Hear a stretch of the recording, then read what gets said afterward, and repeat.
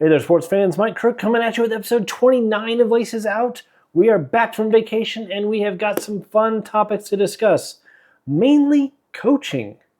What's going on in Tallahassee now that they won last week and maybe one of the bigger names in the coaching carousel is no longer available? Also, some shakeup in Boulder. What does that mean for Coach Prime next year? All that, plus updates on fantasy football and our pick'ems. Stay tuned.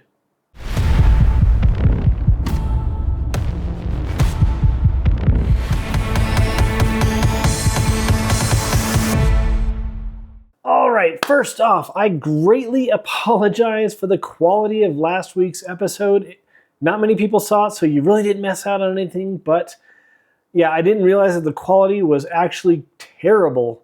I pre-recorded it because we were out of town on vacation last week, so I just wanted to have something just ready to go, pre-recorded, really light work, pretty much just picking the top 3 ACC and Big 12 games, and didn't realize till I saw the footage when we were flying back home that what was uploaded to YouTube and Facebook and stuff was terrible. So my apologies on that. But we did have a great week off in the Big Apple, New York City. And yeah, it's still getting back into the swing of things because haven't had a vacation this long in a very long time. Honestly, I don't even remember when I've had a vacation this long. But we had a lot of fun. We saw a lot of cool things. But we are back at it now. So first things first. With the win over the Hokies, did Mike Norvell just prolong the inevitable? If they lose to NC State this Friday, will the powers that be call for his job come Saturday morning before the sun even comes up? In my opinion, and as much as I hate to admit it, Mike's time in Tallahassee has come to an end. As a person, I think he's a great guy. Nothing but love and respect for both him and his family. But on the whole, I think he's lost the locker room and the respect of his players. Now, while I agree that the NIL and the transfer portal in NCAA sports has changed the face of college football, and not for the better under its current format, you can't blame this totally on the situation at Florida State. Every other team in D1 football deals with this, and there are teams that are very successful and teams that aren't. Right now, FSU is the latter. And while some are bummed out that FSU probably lost out on hiring former Penn State head boss James Franklin, I'm not one of those people. Because, yeah, rumor has it, as of the recording of this video on November 18th, I haven't seen anything official from Virginia Tech, but whoa, time out. Okay, quick update, just because at the recording of this video, James Franklin was announced, but it wasn't official, so it was like, But yeah, officially, apparently, James Franklin is the actual head coach for Virginia Tech, and right now, November 19th, apparently the Hokies are going to have some kind of a presser later today. Don't know when. But yeah, so James Franklin off the table for Florida State. Officially the Virginia Tech head ball coach. Also, ironically, ESPN put out a thing yesterday. Deion Sanders is very adamant that he can fix this team. That he understands some mistakes that happened with, I guess, how they handled the roster. My guess is quarterback. And he is going to probably work with the new AD whenever that new AD is announced to make sure that everything is fixed going forward for the 2026 season. And there will not be a replication of this year's terrible results. So kudos to you, Coach Prime. Take control of this team. And I hope to God you guys have a much better season next year.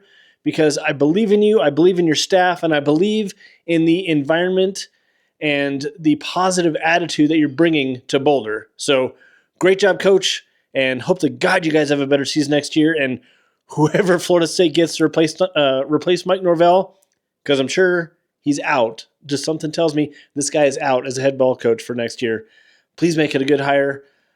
I'd love Jimbo Fisher, but that's just me. So back to the episode. Rumors are heavily circulating that he's going to be the new head football coach at Virginia Tech. But here's the thing. He didn't want to entertain a job at Florida State when we were interested in him when we hired Mike Norvell. And I'm okay with that.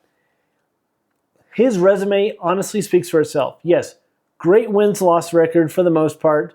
He goes to bowl games. He wins bowl games. He does get great top-tier recruits, especially on defense. But he definitely can't win the big game. And his record proves that.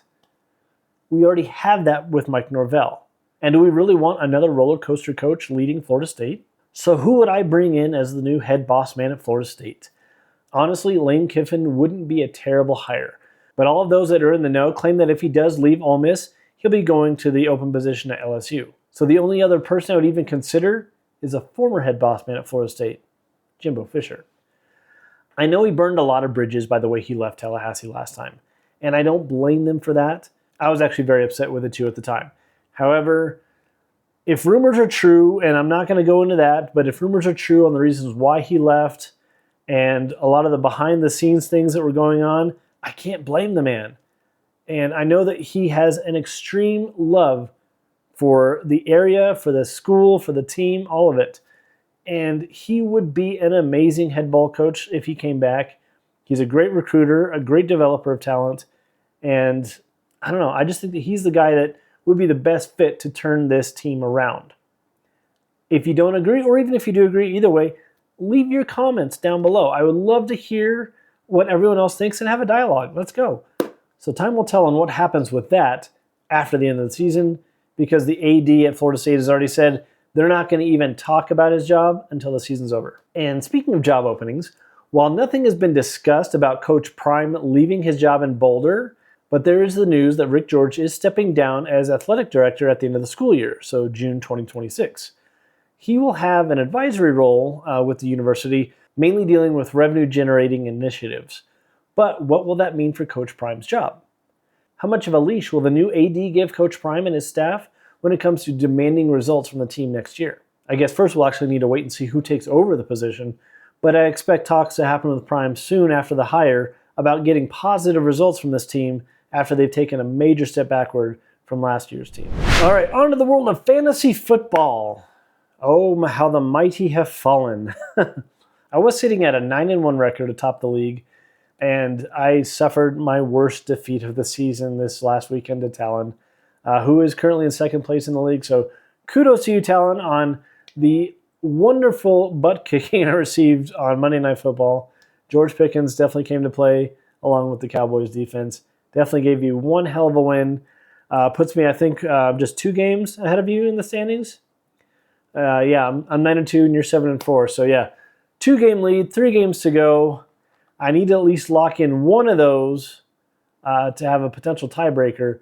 2 would guarantee me the top spot, but we'll see how everything goes when the dust settles. Either way, it's been one hell of a ride, and even if I, go one and done in the playoffs, this is probably still one of the best teams I've ever had in fantasy, so having a lot of fun. Can't wait to see how the season pans out. Flipping the script to pick'ems, though, college ball, I went 5-5 over the weekend. Wasn't great. I was hoping that I was going to get a lot more. I think I picked a couple upsets in this one. That just didn't pan out. Went with a weird gut feeling that, sometimes they just don't work out. However, Pro Picks had a great weekend as I went 13-2 in my top pick. And I think I hold like a 6-game lead, or pick league, however you call it, over Trey. So, barring any major upsets, it's going to be a good way to end the season there. But I'm still looking for that perfect weekend. Got really close this last weekend, but I would love a perfect weekend. So close. Will this weekend be the weekend? Guess we'll find out. All right, on to our picks for our top 3 games in the ACC and Big 12. First off, our record last week was terrible for the ACC. We went 1-2. Our only win was calling Florida State's win over Virginia Tech. 2-1 in the Big 12. Also not that great, but sitting at a terrible 28-32 on the season. Solid 500 for the ACC. 13-17 for the Big 12. Dear God, we've got just a few more weeks to turn this thing around and actually have a respectable record to end the season with, but we would really love to get at least to a 500 record on the overall picks, if not better. But let's go. Starting up first this week, we're going to do ACC games first. First game on the slate, Louisville, sitting at number 20 in the country with a 7-3 record, traveling to Southern Methodist, similar 7-3 record. And honestly, this game could go either way, but I don't know. Something about Louisville just tells me that they're not up to the task for winning this road contest. Give me the Mustangs. 7 points or less in this one. I can see the upset happening. Mustangs by a touchdown. Let's go. Second game. You know what? Let's pick the ranked game here. we're going to go number 22 Pitt, also at 7-3, traveling to number 16 Georgia Tech. An outstanding 9-1 record for the Ramblin' Wreck. And you know what? That record is going to continue to rise because I don't see the Pitt Panthers being able to bounce back from their game against Notre Dame and then go on the road and play Georgia Tech. It's not going to be a pretty game. It could be a really low-scoring defensive game. I don't know. But either way, Georgia Tech wins a close one. 5 points or less, calling it right now. Go Yellow Jackets. Lastly, the Friday night contest. Florida State travels to Raleigh to take on North Carolina State. Both of these teams sitting at an abysmal 5-5 record. Can the Noles continue to try and hold off the hangman's noose for Coach Norvell? Or will this loss turn into something really nasty come Saturday morning? Will Mike Norvell wake up to being unemployed Saturday morning if he loses Friday night? Oh, I don't know. Hard to say. But after Florida State played against Virginia Tech last week, I can actually see the Noles just really getting up for this one and trying to just fight for their coach's job as if winning out's going to save it, I guess. But either way, the Noles get this one. Great road win, makes them bowl eligible, 7-point win, close one. There's going to be a lot of penalties in this one, but look for FSU to come out. Game-winning drive, fourth quarter, calling it right now. Go Noles. All right, let's flip it over to Big 12 action. First game on the slate, TCU traveling to Houston. 6-4 Horned Frogs on the road against 8-2 Houston Cougars. On paper, Houston should run away with this one. But you know what? Houston's had way too many close wins this season, including a 3-point win to Central Florida last week. So look for the Cougs to continue that streak and only get a field goal win over the visiting Horned Frogs. Next up, we got number 12 BYU and their 9-1 record, traveling to number 25 Cincinnati with their 7-3 record. Now, BYU rebounded nicely from their loss to Texas Tech, and I can see that trend continuing as they look to position themselves for a potential Big 12 title berth. But Cincinnati's not going to make this one easy. Mark my words. This is going to be a dogfight, and BYU is going to squeak by 7 points or less, probably closer to a 3-point or less win. Either way, Cougs get the much-needed road win, one win closer to a Big 12 title game appearance, one win closer to a potential college football playoff berth as well. Lastly, Arizona State and Colorado. Mirror records. Mirror records. Arizona State coming in at 7-3. CU limping in with a 3-7 record. And honestly, I don't even know what to do with you right now, Coach Prime. I haven't heard officially if Juju's going to be the starter in this one. He needs to be because we need to start looking to the future in Boulder. So honestly, if Coach Prime, if you're wanting to build for the future, please make Juju the starter and keep it that way for the rest of the season. That's where it just needs to be right now. You need to start building for 2026 because let's face it, this season is a wash. You're already out of bowl contention, so just play for the future. Either way, I don't see CU walking away from their final home game of the season with a win. The Sun Devils walk out of Folsom Field with, we'll call it, 10-point win. Nothing major, but still not a squeaker. Arizona State really controls the majority of this game. I don't even think CU's actually going to be in this one past halftime. It's going to be just back and forth. But yeah, Arizona State for the dub. All right, so there you have it, folks. Thank you again for watching another episode of Laces Out. We have episode 29 officially in the books. If you like the content, like the video, subscribe to the channel. As we say every week, it absolutely helps out the social media gods. And if you want to stay in the know on when we drop our weekly content, that subscription will absolutely keep you in the know. So enjoy this weekend slate of games. We hope everyone has a wonderful weekend. 1 week out from Thanksgiving. For all of you Americans watching, there's a few from overseas. We've seen the stats. But either way, take care, be safe, and we will see you guys next week again for another episode of Laces Out. So take care.